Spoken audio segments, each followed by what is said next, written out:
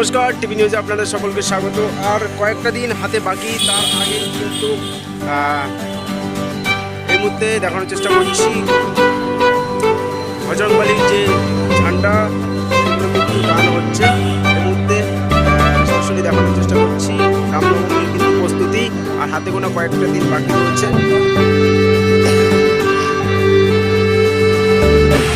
কি কি কর্মসূচি রয়েছে রামনবমীর দিন? আমরা রামনবমী যেটা করি, এটা দীর্ঘ 10 বছর ধরে আমাদের পুজো হচ্ছে, তো র্যালি 5 বছর হচ্ছে এবার। তো আমাদের এটা জাতি, ধর্ম, রাজনৈতিক ভেদাভেদ ভুলে আমরা হিন্দু সমাজকে রামের নামে ঐক্যবদ্ধ করার জন্য, কারণ আমরা হিন্দু সমাজ এই দেবতা ওই দেবতাকে ভক্ত হয়ে গেছে। ভগবান শ্রী রামচন্দ্র আমাদের আদি পুরুষ, আমাদের পূর্বপুরুষের স্মরণ করে আমাদের এই রামনবমীর র্যালি। এটা সকলকে আমরা আহ্বান করছি, আপনারা রামনবমীতে আসুন। এখানে কোনো ছোটো জাত কিছু জাত নেই, কোনো রাজনৈতিক দলের ভেদাভেদ নেই যে এই রাজনৈতিক রং রাজনৈতিক রং। হিন্দু ধর্মের ত্যাগের প্রতীক, আমাদের গেরুয়া রং হচ্ছে ত্যাগের প্রতীক। তো ত্যাগের মহিমা নিয়ে সব কিছু আত্ম অহংকার, রাগ, ক্ষোভ এগুলো ত্যাগ করে সবাই ভগবান শ্রী রামচন্দ্রের নামে ঐক্যবদ্ধভাবে রাস্তায় আসছে। এটাই আমাদের। অনেকেই বলেন জয় শ্রীরাম বললে নাকি বিরোধী দল করছেন, এরকম কি রামনবমীর দেখো বার্তা রয়েছে? সেটা হচ্ছে জয় শ্রীরাম কোনো রাজনৈতিক স্লোগান না, জয় শ্রীরাম একটা সংকল্প। আমরা হর হর মহাদেব বলি, আমরা জয় শ্রীকৃষ্ণ বলি, আমরা অখণ্ড ভারত বলি। কারণ জয় শ্রীরাম ছিল 400 বছর ধরে রাম মন্দির উদ্ধারের জন্য আমরা জয় শ্রীরাম বলতাম। মানে আমাদের সকলে সবার সাথে দেখালে জয় শ্রীরাম বলা হতো এই কারণে যে আমাদের সংকল্প অযোধ্যাতে রাম মন্দির নির্মাণ করবো, রামের যে জন্মভূমি সেটা পুনরুদ্ধার করবো।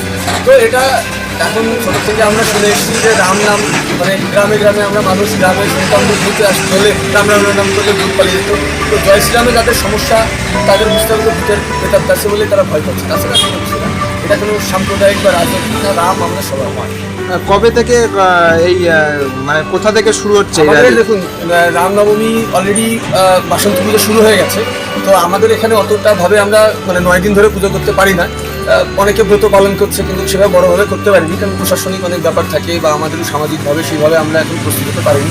কিন্তু আমরা নবমীর দিন, যেটা 26 তারিখে লাগছে, কিন্তু আমরা 26 তারিখে বিকেলের দিকে লাগছে, 27 তারিখ 12টা অবধি থাকছে। তো 27 তারিখে সকালে আমরা এই মানে নৈহাটি খণ্ডে আমরা 5-7 জায়গাতে পুজো করছি। আর সবথেকে বড় পুজোর কেন্দ্র পুজো আমাদের মাঝিপাড়া পলাশী হোস্টেলে হবে। এই পুজোটা 12টার মধ্যে প্রসাদ কমপ্লিট হয়ে যাবে। আর 26 তারিখে আমাদের একটা চিন্তাভাবনা আছে যে আমরা রাম কথা এবং শ্রী রামচন্দ্রের যে আত্মত্যাগ, এই ত্যাগের কথা আমরা একটা কীর্তনের মাধ্যমে করার ইচ্ছা আছে। যদি এটা আসলে সমাজের সকলের কাছ থেকে আমরা ভিক্ষা করে আমরা এই র্যালি করি। এখানে কোনো স্পন্সার নেই, কোনো বড় কোনো ফান্ডিং নেই, বা কোনো অনেকে ভাবতে পারে পলিটিক্যাল ফান্ডিং কোনো কিছু না। আমরা যারা কষ্টার্জিত উপার্জন করি মাস শেষে, সেখান থেকে কেউ 500, 1000, কেউ 10 টাকা 20 টাকা দিয়ে আমাদের রামনবমী। তো যদি আমরা সেভাবে অর্থ সংস্থান করতে পারি, কারণ একটা বড় কার্যক্রম করতে গেলে অর্থের দরকার, তাহলেই আমাদের 26 তারিখ থেকে শুরু হবে প্রোগ্রাম। আর যদি না হয় 27 তারিখে আমাদের র্যালি হবে। সকালবেলা পুজো 3টে থেকে মন্দির থেকে আমাদের র্যালি শুরু হবে, চাপা মোড় অবধি এই র্যালি শেষ হবে। এবং আমাদের ধর্মীয় ভাবাবেগকে নিয়ে আমরা, আপনারা দেখেছেন যে বিগত 2 বছর রামনবমীতে এখানে কোনো রাজনৈতিক কোনো রং ছিল না। কেউ সিপিএম করে, কেউ তৃণমূল করে, কেউ বিজেপি করে, কেউ মতুয়া, কেউ রাজবংশী, কেউ জেলে, কেউ সুজাত নিসুজাত। আমরা সবাই একসাথে রামনবমীতে হেঁটেছি এবং সকলে মিলে, এবং এখানে যতগুলো ক্লাব আছে সেটা সবাই আমাদের সহযোগিতা করেছে।